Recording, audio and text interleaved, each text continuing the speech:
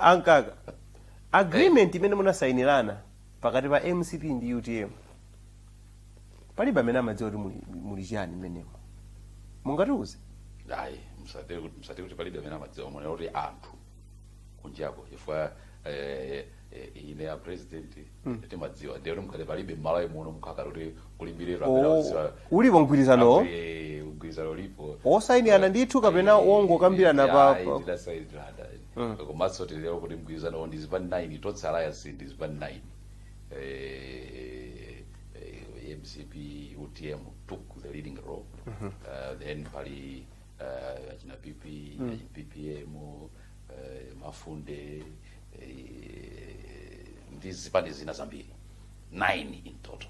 Munagwirizana chani mama akumbali ya utsogoleri wa dziko lino chifukwa pano tikudziwa kuti MCP ndi imene yatipatsa mtsogoleri amene akuyendetsa dziko wachiwiri ochokera ku UTM chikadzafika chaka cha 2025 chidzachitike nchani zimene tinagwirizana zimene zochitika pano bosi.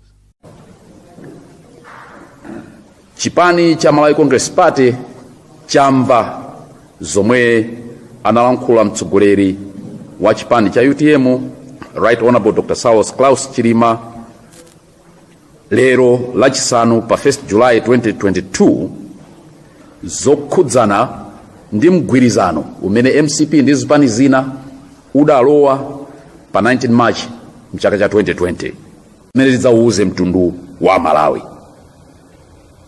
Pakanali pano timafuna titsindike kuti ngati chipani tilibepo zolembedwa zina zilizonse